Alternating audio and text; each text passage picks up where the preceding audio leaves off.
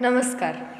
आयुष्यातील धडे गिरवताना या सुधा मूर्तींच्या पुस्तकातील पहिला धडा बॉम्बे टू बंगळूर आज आपण सुरू करूया. उन्हाळ्याची नुकती सुरुवात होती. मी गुलबर्गा स्टेशनात उद्यान एक्सप्रेसमध्ये चढत होते. मी डब्यात चढले आणि पाहिलं तर सेकंड क्लासचा रिझर्व डबा लोकांनी जाम भरला होता. खरं तर डबा फक्त रिझर्वेशन केलेल्यांसाठीच होता, पण असं असूनही अनधिकृतपणे खूप माणसं आत घुसून दाटीवाटीनं बसली होती. कर्नाटक राज्यात इकडच्या भागाला हैदराबाद कर्नाटक असं संबोधण्यात येतं, कारण हैदराबादच्या निजामाची येथे राजवट होती.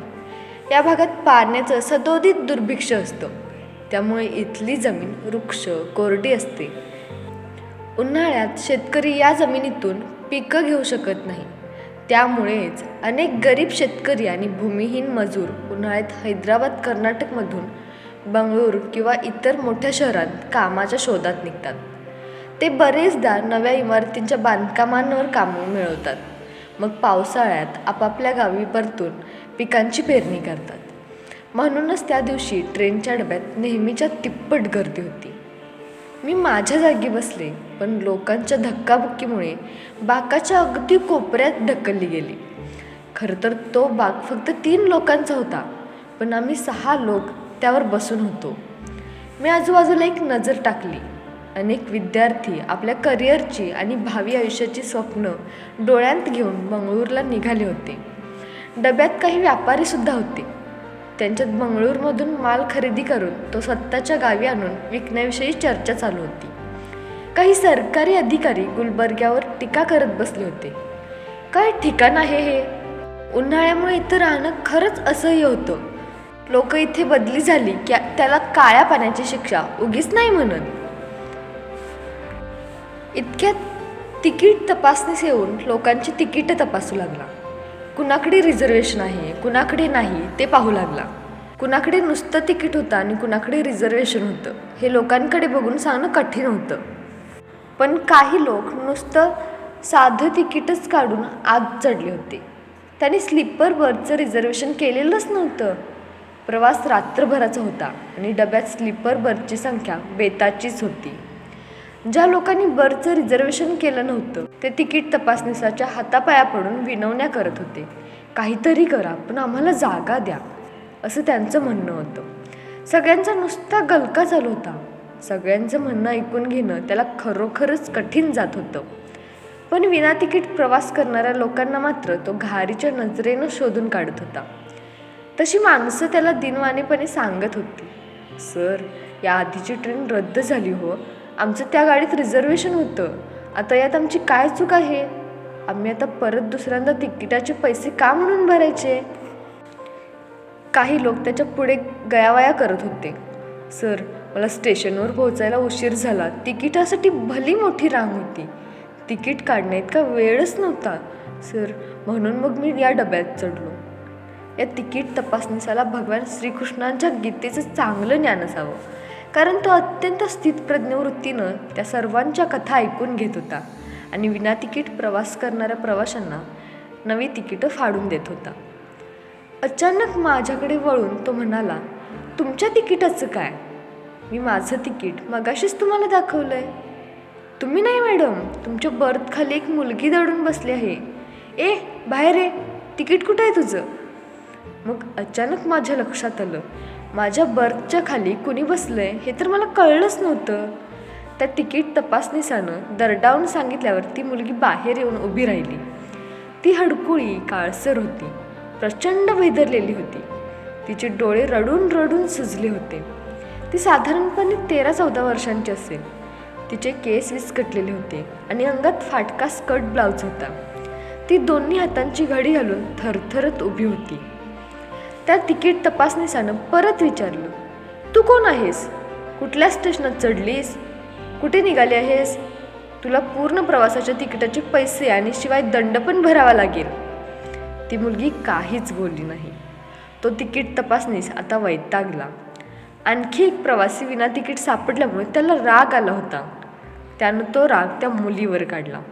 तुमच्यासारख्या घरातून पळून जाणाऱ्या मुलामुलींचं मला सगळं चांगलं ठाऊक आहे. तुम्ही ट्रेनमधून फुकट प्रवास करता आणि आम्हाला ताप देता. तू माझ्या एकाही प्रश्नाचं उत्तर देत नाहीस आणि तुझ्या तिकिटाचे पैसेही भरत नाहीस. मला माझ्या वरिष्ठांना तोंड द्यावंच लागेल. ती मुलगी काहीच बोलत नव्हती. आजूबाजूच्या लोकांना त्या सगळ्याशी काहीच देणं घेणं नव्हतं. त्यांच्या आपापसात गप्पा चालूच होत्या. काही लोक तिकीटसाठी पैसे काढून मोजत होते, तर काही पुढच्या वाडी स्टेशनात उतरण्याची तयारी करत होते, तर काही डबे उघडून जेवायला बसायच्या तयारीत होते. मला मात्र हे सगळं वेगळंच वाटत होतं. आजवरच्या सामाजिक कार्याच्या इतक्या प्रचंड मोठ्या अनुभवांमुळे हे असं कुठंच पाहायला मिळालं नव्हतं. ती मुलगी मात्र काही एक न ऐकू आल्यासारखी काही न बोलता नुसती उभी होती. त्या तिकीट तपासनीसानं तिचं बखोट पकडून तिला पुढच्या स्टेशनवर उतरून जाण्यास धमकावून सांगितलं. तो असंही म्हणाला, मी स्वतःच आता तुला पोलिसांच्या हवाली करतो, मग ते तुला अनाथाश्रमात दाखल करतील. मला नुसतीच डोकेदुखी नको, वाडी आली की उतरायचं लगेच. ती मुलगी रेसभरही हल्ली नाही. आता मात्र त्या तपासनीसानं तिला जबरदस्तीनं त्या डब्याच्या बाहेर हाकलण्यास सुरुवात केली. अचानक मला काहीतरी विचित्र वाटू लागलं. मनाला कसंसंच वाटलं, अस्वस्थ झाले. मी उठून उभी राहत त्या तपासनीसाला म्हणाले, सर, तिच्या तिकिटाचे पैसे मी भरते. रात्र पडायला लागले आहे. आता यावेळी ही तरुण मुलगी त्या प्लॅटफॉर्मवर एकटी काय करेल? त्या तिकीट तपासनीसानं भुवया उंचावून प्रश्नार्थक मुद्रेनं माझ्याकडे पाहिलं. तो म्हणाला, मॅडम, तिच्या तिकिटाचे पैसे भरायला तुम्ही पुढे आलात, हा तुमचा चांगुलपणा. पण मी अशी या मुलीसारखी खूप मुलं पाहिली आहेत.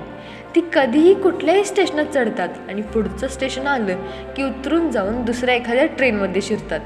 भीक मागत मागत त्यांना पाहिजे त्या जागी उतरतात. कधीच तिकीट काढत नाहीत. ही मुलगीही काही वेगळी नाही. तिच्यावर तुम्ही कशाला तुमचे पैसे फुकट घालवता? तुम्ही तिकीट काढून दिलं तरीही ती प्रवास करेलच याची काही खात्री नाही. त्यापेक्षा तिला थोडे पैसे का नाही देत? ते घेऊन ती जाईल उतरून.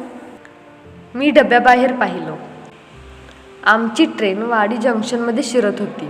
प्लॅटफॉर्मवर दिव्यांचा लखलखाट होता. चहा, ज्यूस आणि खाद्यपदार्थ घेऊन विक्रेत्यांची डब्याकडे येण्यासाठी एकच लगबग सुरू झाली. रात्र पडली होती. त्या तपासनीसाचा सल्ला मानायला माझं मन काही तयार होत नव्हतं. माझं मन मला काही वेगळंच सांगत होतं. त्या तपासनीसाचं म्हणणं खरं होतं, तरी पण माझं असं काय फार मोठं नुकसान होणार होतं? काही रुपयांचा तर प्रश्न होता. सर, असू दे, तरीही मी तिच्या तिकिटाचे पैसे भरते, मी म्हणाले. मी त्या मुलीला म्हणाले, तुला कुठं उतरायचं आहे? त्या मुलीनं अविश्वासानं माझ्याकडं पाहिलं. त्याच क्षणी माझं लक्ष तिच्या सुंदर काळ्याभोर डोळ्यांकडे गेलं. पण त्या डोळ्यात आता दुःखाची, औदासिन्याची छाया पसरली होती. तो तिकीट तपासनीस माझ्याकडे बघत हसून म्हणाला, मी तुम्हाला सांगतो मॅडम, अनुभवाशिवाय शहाणपण येत नाही. मग तो त्या मुलीकडे बघत म्हणाला, चल निघ, उतरून जा. मग तो माझ्याकडे वळून म्हणाला, मॅडम, तुम्ही तिचं तिकीट काढताय ना, त्यापेक्षा तिला 10 रुपये देऊन टाका आणि मोकळ्या व्हा. ती त्यानं अधिक खुश होईल. पण मी त्याचं काही एक ऐकलं नाही. मी त्याला सरळ त्या ट्रेनच्या शेवटच्या स्टेशनचं, बंगळुरूचं तिकीट काढायला सांगितलं. त्या मुलीला जिथे कुठे उतरून जायचं असेल तिकडे जाऊ दे, असा मी मनात विचार केला.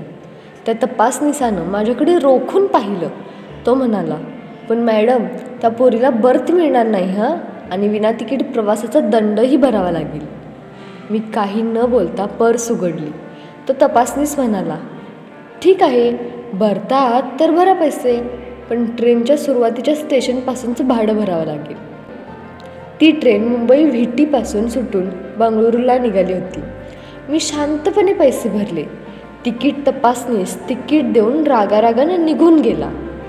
ती मुलगी अजूनही काही न बोलता तिथे तशीच उभी होती. आता त्या मुलीकडे अधिकृत तिकीट होतं. मग मी माझ्या सहप्रवाशाला थोडं सरकून घेऊन तिला जागा करून देण्यास सांगितलं. तो जरा नाराजीनंच सरकला. मग मी त्या मुलीला बाकावर बसण्यास सांगितलं, पण ती बसेना. मी फारच आग्रह केल्यावर ती डब्यात खालीच बसली. मी तिच्यासाठी जेवण मागवलं. जेवणाचा डबा आल्यावर ती तो नुसता आपल्या हातात घट्ट पकडून बसली. पण तिनं काही खाल्लं नाही. तिनं खावं, बोलावं म्हणून मी खूप प्रयत्न केले, पण तिनं त्यातलं काहीच केलं नाही. अखेर हार मानून मी तिचं तिकीट तिच्या हाती ठेवत म्हणाले, हे बघ, तू माझ्याशी काहीच बोलत नाहीस, त्यामुळे तुझ्या मनात नक्की काय आहे हे मला कसं कळणार. हे घे तिकीट आणि तुला जिकडे जायचं आहे तिकडे जा. हळूहळू रात्र झाली. काही लोकांनी खाली डब्याच्या जमिनीवरच पथाऱ्या पसरून झोपण्याची तयारी सुरू केली, पण ती मुलगी मात्र तशीच बसून राहिली होती. दुसऱ्या दिवशी सकाळी 6ला मला जाग आली. ती बसल्या बसल्या पेंगत होती. याचा अर्थ ती मधल्या कुठल्याही स्टेशनवर उतरून गेली नव्हती, पण तिच्याजवळ जेवणाचा डबा पडला होता, तो रिकामा होता. निदान तिच्या पोटात 4 घास गेली, याचाच मला आनंद वाटला. ट्रेन बंगळुरूच्या जवळ पोहोचली. आता आमचा डबा बराचसा रिकामा झाला होता. आता तरी तिनं बाकावर बसावं असं मी तिला सांगून पाहिलं. या खेपेस तिनं ते ऐकलं आणि ती बसली. हळूहळू ती बोलू लागली. तिचं नाव चित्रा असल्याचं तिनं मला सांगितलं. बिदरजवळच्या एका खेड्यात ती राहत होती. तिचे वडील हमाल होते आणि तिच्या स्वतःच्या जन्माच्या वेळीच तिच्या आईचा मृत्यू झाला होता. तिच्या वडिलांनी पुनर्विवाह केला होता. त्यानंतर त्यांना त्या दुसऱ्या बायकोपासून 2 मुलगे झाले होते, पण काही महिन्यांपूर्वीच तिच्या वडिलांचा मृत्यू झाला होता. तिच्या आईनं त्यानंतर तिला रोज मारहाण करण्यास सुरुवात केली. ती तिला धड जेवायलाही देत नसे. तिच्या अंगावर माराचे वळ होते. तिच्या फाटक्या ब्लाऊजवर रक्ताचे डाग होते. ती सत्यच सांगत होती हे मात्र नक्की. तिला त्या तसल्या आयुष्याचा कंटाळा आला होता. तिला घरी कुणाचाच आधार नव्हता, त्यामुळे ती घर सोडून बाहेर पडली होती. एव्हाना आमची ट्रेन बंगळुरू स्टेशनमध्ये शिरत होती. मी चित्राचा निरोप घेऊन प्लॅटफॉर्मवर उतरले. माझा ड्रायव्हर येऊन थांबलाच होता. त्यानं माझ्या बॅगा उचलल्या. आपल्याकडे कुणीतरी टक लावून पाहत असल्याची मला अचानक जाणीव झाली. मी मागं वळून पाहिलं तर उदास नजरेनं चित्रा माझ्याकडेच पाहत होती. पण मी तरी तिच्यासाठी याहून जास्त काय करू शकणार होते. मी माझ्या कारच्या दिशेनं चालू लागले. मग पाहिलं तर चित्रा माझ्या मागं येत होती. या संपूर्ण जगात तिचं कुणीच नाही हे मला माहीत होतं. आता माझ्यापुढे मोठा प्रश्न पडला. तिचं काय करायचं ते मला कळेना. मी तिच्याविषयी वाटणाऱ्या सहानुभूतीपायी तिचं तिकीट तर काढलं, पण आता ती माझीच जबाबदारी होऊन बसली होती. चित्राच्या दृष्टिकोनातून पाहिलं तर मी तिच्याशी चांगलं वागले, तिला माणुसकी दाखवली म्हणून ती मला चिकटू पाहत होती. मी कारमध्ये बसले तेव्हा ती माझ्याकडे एकटक पाहत खिडकीपाशी उभी राहिली. मला क्षणभर भीती वाटली. मी हे काय करते आहे, मी स्वतःलाच प्रश्न विचारला. त्या वाडी जंक्शनवर ती मुलगी सुरक्षित राहील की नाही ही काळजी मला वाटली. आणि आता या एवढ्या मोठ्या बंगळुरू शहरात मी तिला एकटीला सोडून देत आहे. हे तर आधीच्यापेक्षाही किती वाईट आहे. इथे तर चित्राच्या बाबतीत काहीही घडू शकतं. शेवटी तीही एक मुलगीच आहे ना. तिच्या परिस्थितीचा गैरफायदा घेण्यासाठी इथे कितीतरी लोक टपलेले असतील. मग मी तिला माझ्या गाडीत बसायला सांगितलं. माझा ड्रायव्हर चौकस नजरेनं तिच्याकडे बघत होता. आम्हाला माझा मित्र राम याच्या घरी घेऊन चल, असं मी ड्रायव्हरला सांगितलं. राम निराधार मुलांसाठी आणि मुलींसाठी वेगवेगळे 2 अनाथाश्रम चालवतो. आम्ही इन्फोसिस फाउंडेशनतर्फे त्याला कायमस्वरूपी आर्थिक मदत देतो. चित्रा काही काळ त्या आश्रमात राहील आणि काही आठवड्यानंतर मी माझे दौरे संपवून परत आले की मग बोलून तिच्या भविष्याविषयी काहीतरी ठरवता येईल असा मी विचार केला. तिथे त्या आश्रमात 10 मुली होत्या आणि त्यातल्या 3 चित्राच्याच वयाच्या होत्या. तिथे राहणाऱ्या मुलींपैकी जवळपास सगळ्याच मला ओळखत होत्या. मी चित्राला घेऊन त्या आश्रमात पोहोचले. मला पाहून तेथील लेडी सुपरवायझर पुढे आल्या. मी त्यांना सगळी परिस्थिती समजावून सांगितली आणि चित्राला त्यांच्या स्वाधीन केलं.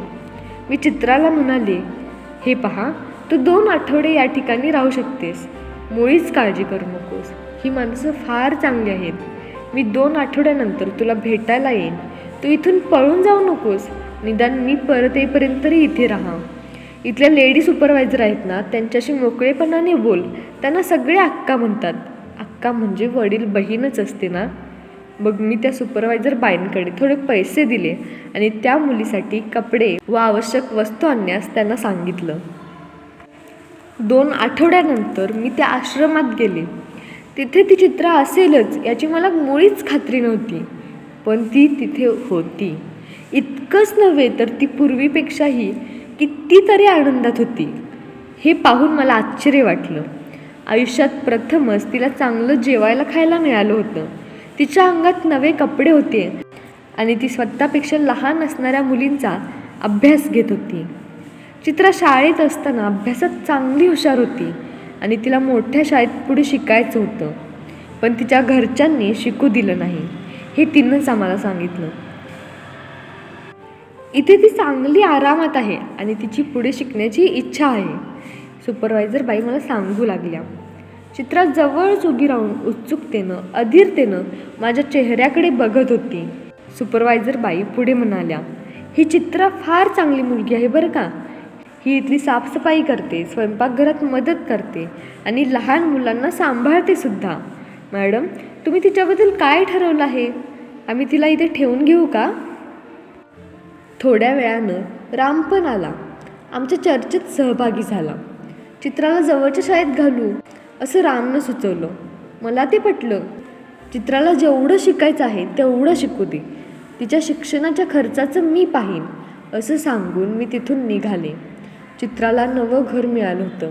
तिच्या आयुष्याला नवी दिशा मिळाली होती. त्यामुळे मी निर्धास्त होते. नंतर मी माझ्या कामात व्यस्त होऊन गेले आणि मला वर्षाकाठी एकदाच त्या अनाथाश्रमात जायला सवड मिळू लागली.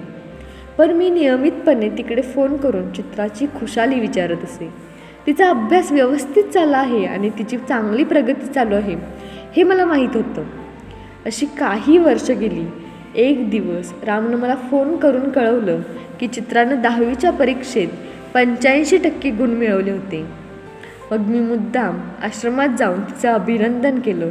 तिला खूपच आनंद झाला. ती मोठी झाली होती. तिच्या अंगी भरपूर आत्मविश्वास आला होता. तिचे सुंदर काळेभोर डोळे त्या आत्मविश्वासानं चमकत होते. तिला जर कॉलेजात जाऊन पुढचं शिक्षण घ्यायचं असेल तर त्यासाठी लागणारा खर्च करायला मी तयार होते.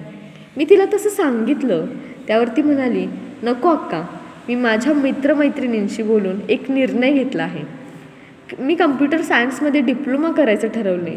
म्हणजे मला 3 वर्षांतच नोकरी मिळेल. त्यापेक्षा तिनं इंजिनिअरिंगला जावं, BE व्हावं असं मी सुचवलं. पण तिनं त्याला नम्रपणे नकार दिला. शक्य तितक्या लवकर स्वतःच्या पायांवर उभं राहण्याची तिची इच्छा होती. पण खरं सांगायचं तर मलासुद्धा अंतर्यामी कुठेतरी तिचा हा विचार पटलाच होता. त्यानंतर 3 पावसाळे गेले. चित्रानं कम्प्युटरचा डिप्लोमा पूर्ण केला. तिनं त्यातही अगदी घवघवीत यश मिळवलं. तिला लगेच एका सॉफ्टवेअर कंपनीत असिस्टंट टेस्टिंग इंजिनियर म्हणून नोकरी मिळाली. नोकरीत पहिला पगार मिळताच ती एक साडी आणि मिठाई घेऊन मला भेटायला माझ्या ऑफिसात आली. ते पाहून माझं हृदय हेलावलं. नंतर मला असं कळलं की तिनं तिचा पहिला पगार अशा प्रकारे आश्रमातील सर्वांना काही ना काही भेटवस्तू आणण्यातच संपवला होता. काही दिवसांनंतर एका नवीन समस्येवर चर्चा करण्यासाठी मला रामचा फोन आला. चित्रा आता नोकरीला लागली आहे आणि हा आश्रम तर विद्यार्थिनींसाठीच आहे. त्यामुळे आता त्या नियमानुसार तिला इथे राहता येणार नाही, राम म्हणाला. मग मीच यावर एक तोडगा काढला. मी रामला म्हणाले, चित्रानं आश्रमात राहण्याबद्दल दरमहा काहीतरी भाडं आश्रमाला द्यावं असं मी तिला सुचवते. तिचं लग्न होईपर्यंत तुम्ही त्या अटीवर तिला तिथे राहण्याची परवानगी द्या. एका अनाथ अविवाहित मुलीला राहण्यासाठी त्या आश्रमाहून दुसरी चांगली सुरक्षित जागा कुठली मिळणार असं मला वाटलं. राम मला म्हणाला, मग तुम्ही चित्रासाठी स्थळ बघणार का? आता ही तर एक नवीच आणि चांगलीच मोठी समस्या होती. मी चित्राची अनौपचारिकपणे का होईना पण पालक होते. तेव्हा एकतर मी तिच्यासाठी चांगला मुलगा शोधणं, नाहीतर तिनं स्वतःचा जोडीदार स्वतःच शोधणं असे 2च पर्याय होते. ही तर फारच मोठी जबाबदारी होती. नाहीतरी मला स्वतःहून उठून कोणत्या तरी संकटात जाऊन फसण्याची सवय आहे असं सगळे म्हणतातच. पण त्या संकटांमधून बाहेर पडण्याचा मार्गसुद्धा नेहमी देवच मला दाखवतो. मी रामला म्हणाले, ती आता फक्त 21 वर्षांची आहे. तिला आणखी काही वर्ष नोकरी करू दे. दरम्यान जर एखादं चांगलं स्थळ नजरेसमोर आलंच तर तुम्हाला कळवच. मग मी चित्राला फोन करून तिला त्या आश्रमात भाडं देऊन राहता येईल असं सांगितलं. तिनं ते आनंदानं मान्य केलं. दिवसांमागून दिवस, महिन्यांमागून महिने लोटले. एक दिवस मी दिल्लीत असताना मला अचानक चित्राचा फोन आला. ती खूप आनंदात होती. अक्का, माझी कंपनी मला अमेरिकेला पाठवते आहे. मला खरं तर तुम्हाला भेटून तुमचे आशीर्वाद घ्यायचे होते, पण तुम्ही तर इथे बंगळूरमध्ये नाही आहात. मला चित्रानं सांगितलेली ती बातमी ऐकून अत्यंत आनंद झाला. मी म्हणाले, चित्रा, तू आता परदेशात जात आहेस. सांभाळून राहा, स्वतःची काळजी घ्या आणि माझ्या संपर्कात राहा बरं का. माझे आशीर्वाद तुझ्या पाठीशी नेहमीच आहेत. अशी बरीच वर्ष गेली. मधूनच कधीतरी चित्राची ईमेल येत असते.